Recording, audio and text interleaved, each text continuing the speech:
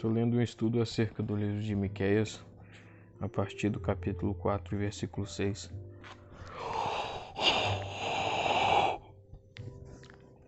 O retorno do exílio. Nessa seção, a perspectiva oscila entre a restauração futura e a agonia presente, versículo 6 a 8. Aqui o Senhor fala do povo a quem afligi, versículo 6. A percepção de que o exílio é uma retribuição divina e não simplesmente um acidente de um processo histórico aleatório e sem significado fortalece a confiança do profeta na restauração definitiva. O Senhor vai ajuntar e reunir o seu povo. Embora eles pareçam ovelhas que tropeçam e estão dispersas, vão constituir um remanescente, que já não será um lembrete repugnante do fracasso e do castigo passados, mas agora uma fagulha de esperança por um futuro brilhante. Novamente não vão formar uma nação forte não em virtude do poderio militar, mas por terem o Senhor reinando sobre eles no Monte Sião. Embora o retorno do exílio tenha satisfeito parcialmente essa esperança, os termos de estabilidade e continuidade em que a esperança é anunciada aqui, daquele dia em diante e para sempre, versículo 7, lhe conferem nuances messiânicas. A metáfora campestre é reforçada no versículo 8. Quando a nação voltar, reunida como um rebanho, Jerusalém será novamente como uma torre do rebanho, onde eu, como pastor de ovelhas, olho e cuido do meu povo NTLH. O seu antigo domínio será restaurado, isso é, o seu território será tão extenso quanto foi nos dias prósperos da monarquia unida sob Davi e Salomão. Versículos 9 e 10. Essa talvez seja a bênção futura, mas a realidade presente é muito menos idílica. Qualquer que fosse a glória que finalmente resultasse daquela bênção, o presente era um tempo de angústia, um tempo de suportar dor, como a de uma mulher em trabalho de parto. Numa situação como o de 701 a.C., a liderança era tão importante como se já nem existisse, como se não existisse rei nem conselheiro. Embora o desastre final de Jerusalém não fosse acontecer em 701 a.C., em algum momento não seria mais adiado e seus habitantes teriam de deixar a cidade para ir ao exílio, exatamente como tinham feito os seus vizinhos do norte. Mas mesmo naquele dia terrível, eles poderiam ter certeza de que seriam salvos. Lá o Senhor os resgatará da mão dos seus inimigos.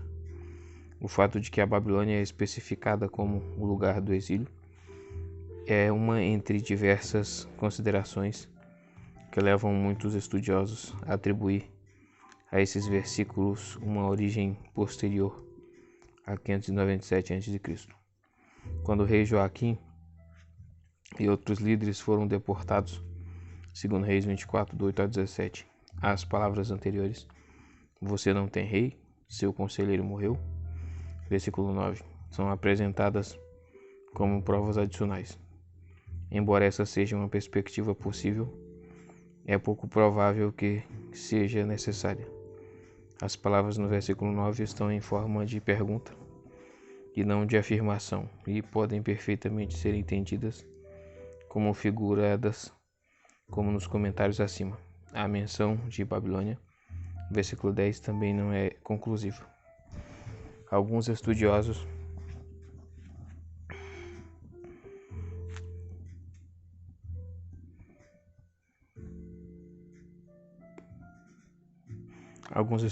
a consideram uma alteração ou um acréscimo posterior de algum escriba para tornar o trecho mais relevante para a sua época, embora nem essa sugestão obrigue consentimento. Se Miqueias viveu na época do cerco de Senaqueribe, ele viu a destruição de Jerusalém ser adiada, mas o exemplo de Samaria mostrou claramente que o adiamento não seria definitivo. Se Judá andasse no caminho de Israel, mais cedo ou mais tarde, colheria o destino de Israel. Se o agente seria a Síria ou outra potência, era uma questão secundária. Para um homem com a profundidade de percepção que Miqueias tinha em relação às realidades morais do seu próprio país, não seria difícil ver que o império, baseado tão cruamente na força militar e na repressão, como era a Síria, apodreceria de dentro para fora, em vez de cair diante de um poder exterior. A inimizade constante da província da Babilônia durante todo esse período facilmente teria levado um observador perspicaz a enxergá-la como o bicho no coração da maçã, a Síria, que a certa altura iria causar a sua queda.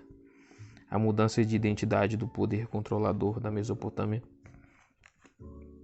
não iria necessariamente significar uma mudança na política de deportação das populações dos vassalos rebeldes e certamente não significaria uma mudança dos princípios divinos acerca do pecado e da retribuição. É, pois, perfeitamente possível que a identificação da Babilônia como lugar do exílio de Judá tenha vindo diretamente do próprio Miqueias, 2 Reis 20, do 12 ao 18, em que Isaías estabelece um elo específico entre os passos diplomáticos da Babilônia contra a Síria e o seu destino como o lugar do exílio de Judá. Além disso, os oráculos de Isaías incluem uma predição referente à Babilônia, Isaías 13:14, que não requer a queda anterior da Síria. Tiglat-Pileser III se vangloriou do seu status de rei da Babilônia, bem à parte de seu governo sobre a Síria. Versículos 11 e 13.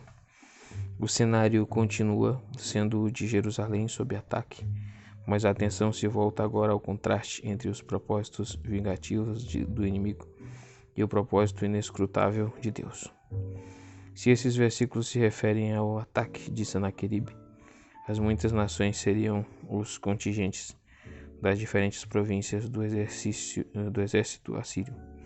A expectativa de vitória do invasor é comparada com a ansiedade perniciosa de alguém que está para cometer um estupro, pois tal é a nuance da expressão que Sião seja profanada e que isso aconteça diante dos nossos olhos. Mas os pensamentos do Senhor e o plano dele estão escondidos deles. Ele tem em mente exatamente a queda dessas nações, pois ele as ajunta como feixes para a ira. Versículo 12. Em vez da vitória das nações pagãs, é o povo do Senhor, cidade de Sião, que vai triunfar. Ele vai torná-los invencíveis, com chifres de ferro e cascos de bronze. A sua vitória, contudo, não será ocasião para autocongratulações, mas para que sejam dadas graças ao Senhor, ao soberano de toda a terra. Versículo 13. A quem vão consagrar o resultado dos saques. Essa palavra provavelmente sugere destruição total.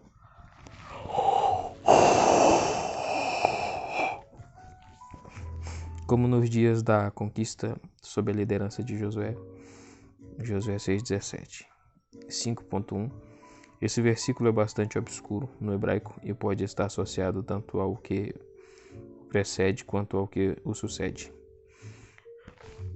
A sua posição mais provável, a sua posição como 4.14 no texto massorético faz a primeira opção ser mais provável. O tópico do trecho, que continua sendo o cerco contra Jerusalém, também apoia esse ponto de vista. O insulto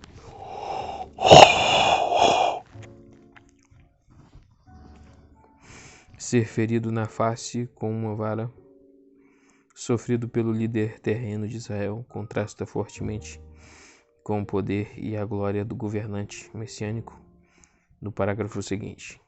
O contraste pode ser visto como um exemplo da recorrência do tema bíblico da exaltação após o sofrimento, Isaías 52:13.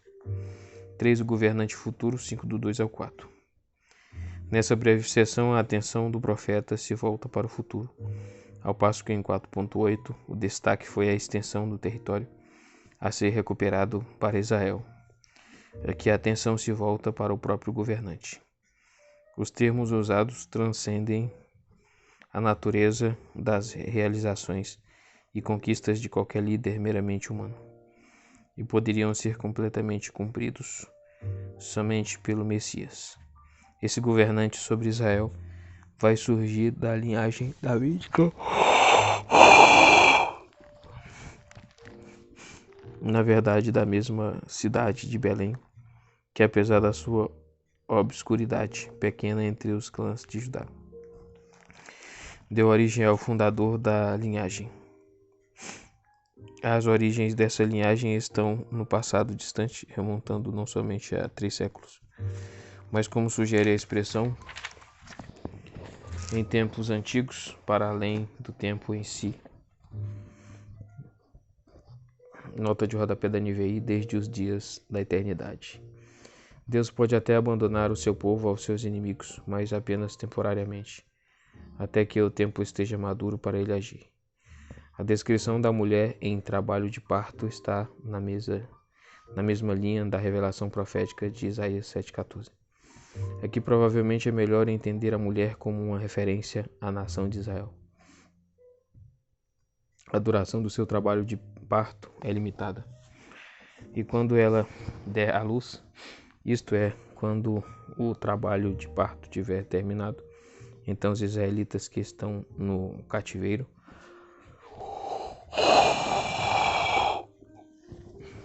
voltarão a se reunir com seus patrícios na terra prometida. Versículo 3, NTLH, Miqueias pode ter visto nessas palavras somente o retorno da Babilônia, mas da nossa perspectiva pós-ressurreição, não podemos deixar de ver o maior filho do grande Davi, libertando seu povo do cativeiro do pecado. No versículo 4, as características ideais de um rei davídico são ampliadas para uma proporção messiânica. Ele não vai somente pastorear o seu rebanho, contraste com a desolação causada pelos líderes do capítulo 3, mas vai fazer isso com a força e a majestade que vem do Senhor, o seu Deus. A sua grandeza vai se estender muito além das fronteiras conhecidas no reino de Davi e vai avançar os confins da terra, visto que nenhum inimigo ficará invicto. Confira 1 Coríntios 15, de 25 a 28 e Filipenses 2, de 9 a 11. O seu povo vai finalmente viver em segurança. Várias versões modernas, NTLH como também a NVI, aqui concluem de forma adequada esse parágrafo com a primeira linha do versículo 5. Mas confira BJ, assim entendendo que o próprio Messias é a paz. Isaías 9, 6 e 7.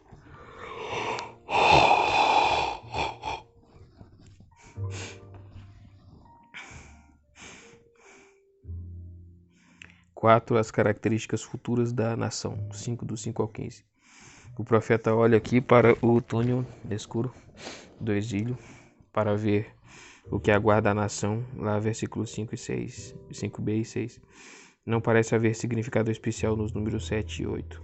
Provavelmente são usados da mesma forma que Amós usa 3 e 4, Amós 1, 2, e simplesmente indicam um número de líderes grande o suficiente para satisfazer as exigências da situação retratada na expressão quando os assírios invadirem a nossa terra. Eles não somente nos livrarão do invasor assírio, mas pastorearão, governarão. Nota de rodapé da NVI. A Assíria, a terra de Nimrod, é um sinônimo paralelo da Assíria. Nimrod foi o fundador da capital Nínive, na tradição de Gênesis 10, do 8 ao 12. Esses versículos são bastante difíceis e permitem mais de uma interpretação.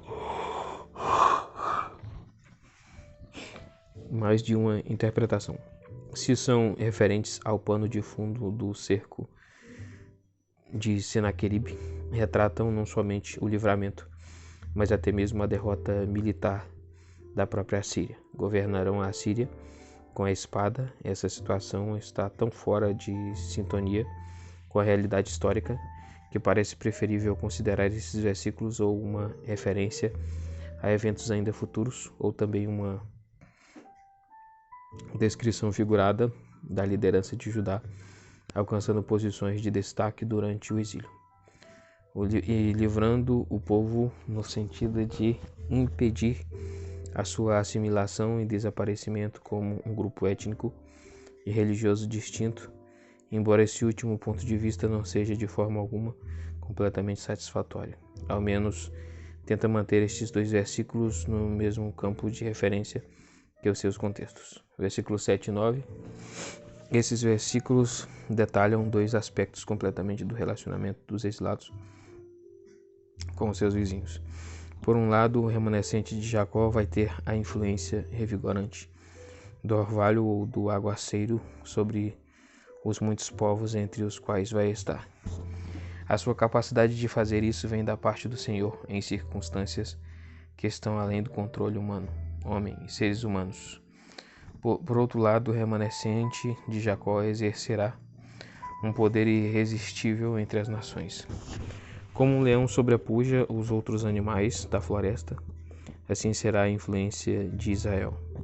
Como um leão forte solto entre rebanhos de ovelhas, destrói e mutila a presa, sem que ninguém possa livrar o animal indefeso, assim Israel triunfará sobre os seus inimigos. Assim tem sido ao longo dos séculos. As bênçãos espirituais dadas só a Israel capacitaram esse povo a sobreviver a todas as perseguições dos seus inimigos, desde Nabucodonosor até Hitler e Nasser, e a sobreviver até depois de eles serem destruídos. Versículo 10 a 15. A bênção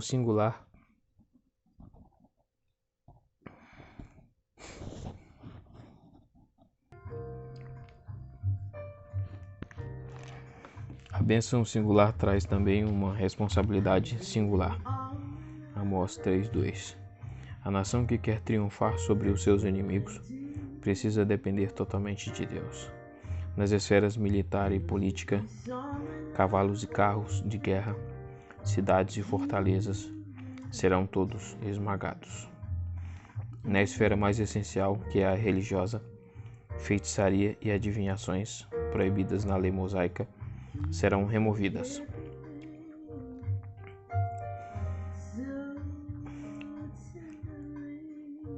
Imagens e colunas sagradas e postes sagrados, símbolos da decadente adoração pagã, serão destruídos dos israelitas. Se diz que não blasfemarão mais e não se curvarão mais diante da obra de suas próprias mãos. E se essas medidas rigorosas são necessárias para purificar o povo de Israel, quanto maior é a ira e indignação com que Deus vai se vingar das nações pagãs, que embora tenham sido ferramentas do seu propósito disciplinar. Isaías 10:5. Não lhe obedeceram. 1 Pedro 4:17 e 18.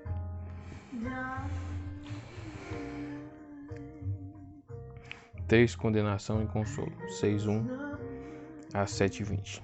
Esses dois capítulos refletem as diversas disposições de humor do profeta. O peso principal, como nos capítulos 1 ao 3, é o pecado do povo de Deus.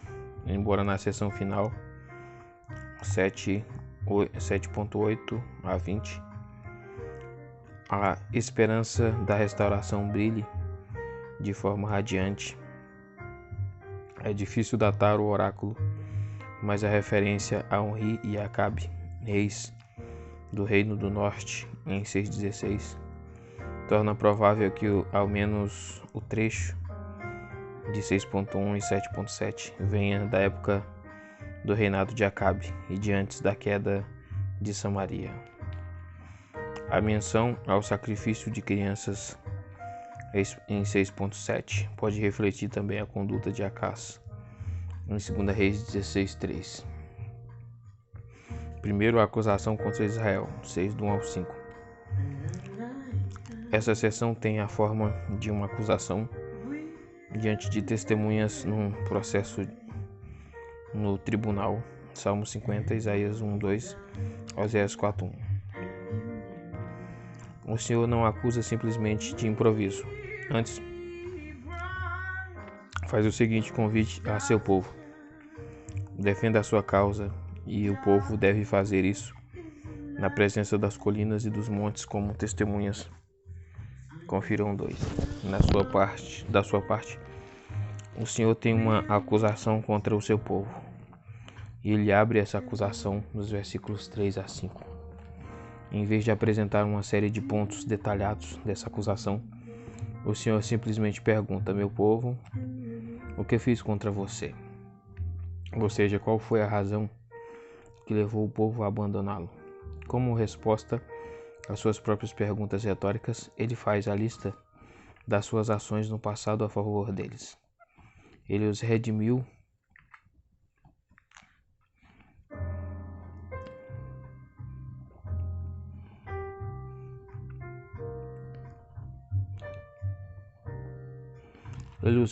e os tirou da escravidão no Egito. Ele lhes deu a liderança de Moisés, Arão e Miriam. Versículo 4. Ele os protegeu das tramas e maquinações de Balaque, rei de Moabe, colocando bênção em vez de maldição na boca de Balaão, filho de Beor. Números 22-24. Ele os conduziu com segurança na travessia do Jordão desde Sitim, o último acampamento no lado oriental, Josué 3:1, até Gilgal, o primeiro no lado ocidental, Josué 4:19. Até mesmo a consideração de uma lista tão breve de incidentes na conduta de Deus para com Israel deveria ter sido suficiente para sustentar a lealdade do povo para com ele. A fé e a confiança de Israel e a fé e a confiança da Igreja, no fundo, não dependem igualmente das proposições teológicas, mas do conhecimento dos atos do Senhor que são justos. Versículo 5. Em épocas de tentação, tanto para indivíduos quanto para grupos, a recapitulação das bênçãos do Senhor já experimentadas continua sendo a melhor forma de profilaxia e prevenção da apostasia. 2. A essência da verdadeira religião, 6:6 a 8. Esse trecho, o mais conhecido do livro, deve ser entendido como a resposta do povo contrito de Israel ao desafio dos versículos 3 a 5, tendo o versículo 8 como comentário do profeta a essa resposta. Versículo 6 e 7. O israelita inevitavelmente expressa seu desejo de oferecer um culto aceitável a Deus em termos do sistema sacrificial que lhe é conhecido. Pode o aumento das ofertas rituais conquistar o favor de Deus e fazer reparação pelos erros do passado? As ofertas consideradas aumentam constantemente em valor para alcançar um clímax extremo. Os holocaustos faziam parte do culto, mas oferecer bezerros de 1 ano, versículo 6, era prerrogativa dos ricos. Em ocasião de grande pompa, eram oferecidos milhares de carneiros.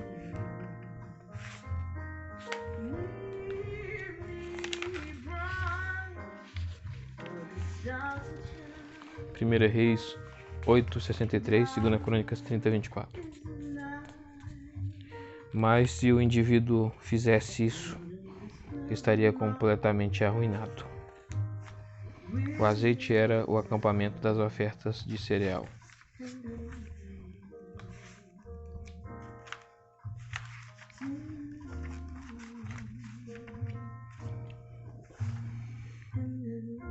$10.000 ribeiros de azeite. Aqui está a referência a Levítico 2.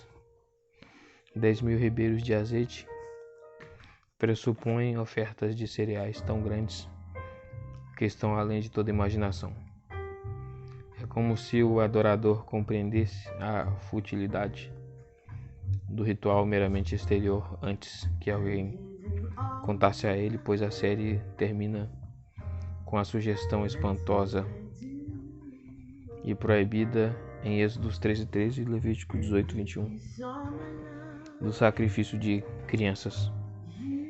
Mas a morte do filho mais velho, do fruto do meu corpo, longe de remover a minha transgressão, o pecado que eu cometi, versículo 7, simplesmente o multiplicaria.